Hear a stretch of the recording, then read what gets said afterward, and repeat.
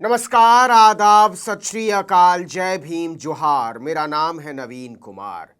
बिहार में हर कोई एक ही सवाल पूछ रहा है, आर पार की लड़ाई में कौन आर है और कौन पार है।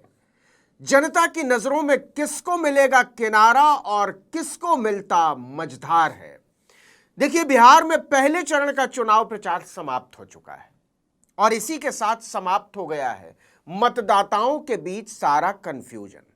नतीजे कुछ भी हों, लेकिन इस बार में अब कोई संदेह नहीं रह गया है कि बिहार में बदलाव की आंधी चल रही है और तेजस्वी इसकी सवारी कर रहे हैं। प्रचार खत्म होने के आखिरी 3 दिनों में सामने आई बीजेपी की बौखलाहट ने जता दिया है कि मामला एनडीए के हाथ से निकल चुका है।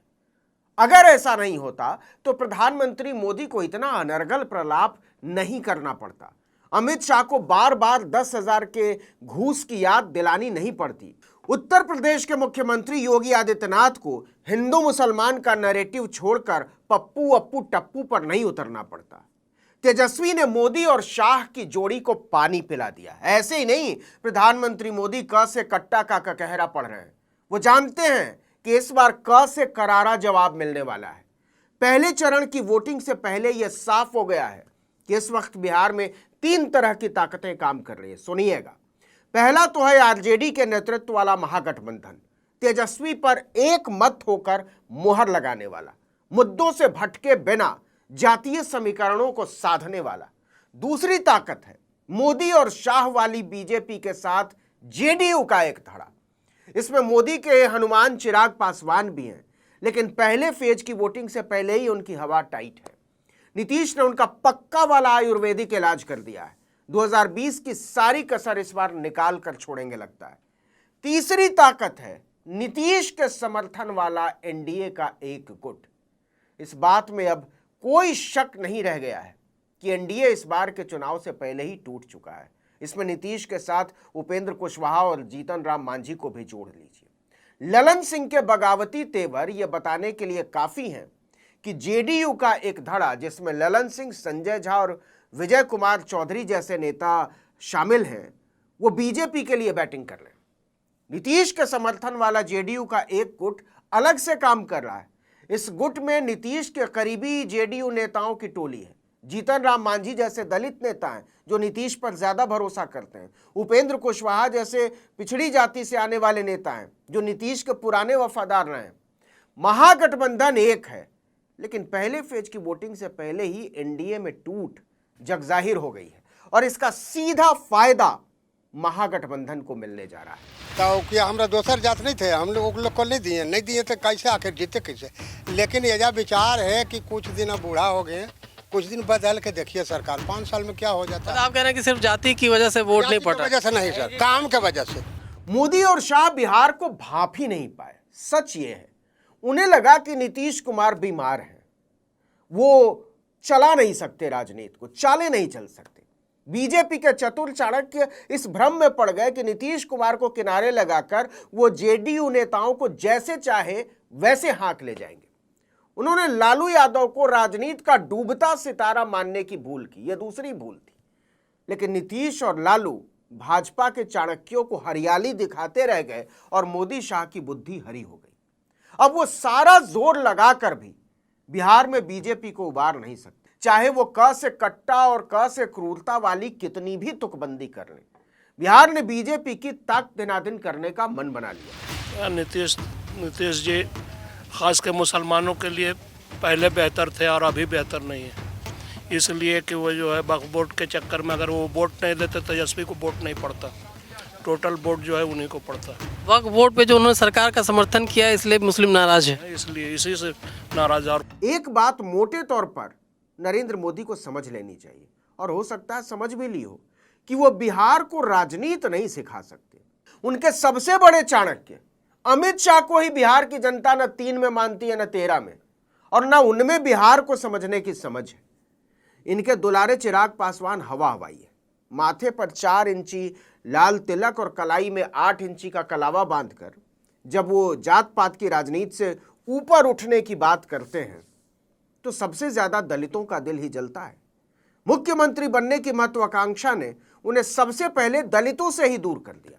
मरहूम रामविलास पासवान के नाम पर पुराने जुड़ाव के दम पर एक तबका वोट जरूर करता है, लेकिन सच यह है कि राजनीतिक तौर पर जागरूक दलित चिराग पासवान का नाम लेने से भी कतराने लगे और उनके विकल्पों को इस चुनाव में आजमाने जा रहे हैं। ग्राउंड से खबर है कि नीतीश ने बिना कुछ बोले चिराग पासवान का अच्छा चुनावी इलाज कर दिया, एकदम लोकतांत्रिक तरीके से। पूरे के पूरे 29 सीटों का समीकरण उल्टा हुआ नजर आ रहा है। ग्राउंड पर नीतीश कुमार का संदेश बड़ा सीधा और साफ है। चिराग पासवान की सभी 29 सीटों पर जेडीयू के वोटर महागठबंधन का समर्थन करें। चिराग पासवान की सारी चालाकी धरी की धरी रह गई। इस बार उन्हें अंदाजा हो जाएगा कि 2020 के चुनाव में जैसे उन्होंने खुद को मोदी के हाथों इस्तेमाल होने दिया, उसका कितना बड़ा नुकसान उन्हें होने जा रहा है। उन्होंने रामविलास पासवान की राजनीतिक विरासत मोदी के चरणों में समर्पित करके अपनी ही राजनीति की मिट्टी पलीद कर डाली। वो ऐसे ही नहीं बार बार नीतीश कुमार को फिर से मुख्यमंत्री बनाने की वकालत कर रहे हैं। चिराग जानते हैं कि उनकी जमीन खिसक चुकी है। नीतीश के वरद हस्त के बिना वो कोई कमाल नहीं कर पाएंगे, कम से कम इस चुनाव में तो बिल्कुल नहीं। अब देखिए कि नीतीश के बिना स्थापित होने के चक्कर में बीजेपी अपने सारे दांव आजमा चुकी है। मोदी और शाह की तर्कस में एक भी ऐसा तीर नहीं है जो उसने आजमा न लिया हो, लेकिन सारे के सारे बेअसर हो रहे हैं। सोचिए कि देश के प्रधानमंत्री की यह भाषा है कि वो रैली में कहते हैं आरजेडी ने कांग्रेस की कनपट्टी पर कट्टा रखकर तेजस्वी को सीएम का दावेदार बनवा लिया। जब इससे भी बात नहीं बनी तो अपनी पुरानी घिसी पिटी तुकबंदी पर उतर आए। बोलने लगे क से कट्टा, क से क्रूरता, क से करप्शन और अगड़म बगड़म शगड़म। कट्टा, क्रूरता, कटुता, कुशासन और करप्शन। और ऐसा करते हुए मोदी प्रधानमंत्री नहीं, किसी सस्ते स्टैंड अप कॉमेडियन की तरह नजर आ रहे थे। लेकिन जनता खामोश बैठी रही। मोदी चाहते थे कि जनता उनकी तुकबंदी पर तालियां बजाए, लेकिन लोग उबासियां ले रहे थे। लगा कि कोई असर ही नहीं हो रहा है तो कहने लगे मेरी इस बात पर आपका अनुमोदन चाहिए। कुल मिलाकर मामला फ्लॉप रहा। उत्तर प्रदेश के मुख्यमंत्री योगी आदित्यनाथ को पहले तो मुसलमानों के खिलाफ जहर उगलने के लिए उतारा गया। लगा मामला हिंदू मुसलमान हो जाएगा, लेकिन उनकी समझ में आ गया कि इससे बात बन नहीं रही है, तो वो अप्पू टप्पू और पप्पू पर उतर आए। इतने सस्ते और फूहड़ जोक कि बीजेपी नेताओं की रैली में आने वाले कार्यकर्ताओं का ढंग से मनोरंजन तक नहीं हो पा रहा। लेकिन राजनीति का स्तर इतना नीचे गिराने के बावजूद बीजेपी का ग्राफ ऊपर नहीं उठ पा रहा है। तो पहले चरण की वोटिंग से पहले ही मामला एकदम क्लियर है। आरजेडी सबसे बड़ी ताकत बनने जा रही है। एनडीए बिना किसी घोषणा के टूट चुका है।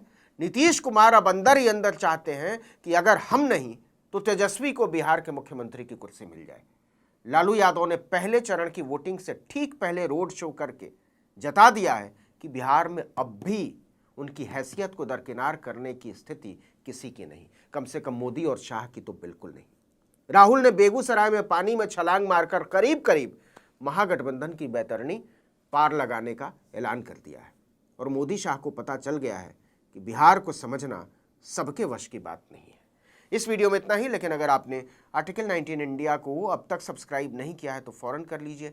बेल आइकॉन दबाइए, घंटी जैसी आकृति लाइक कीजिए और कमेंट करके बताइए हमारा वीडियो आपको कैसा लगा।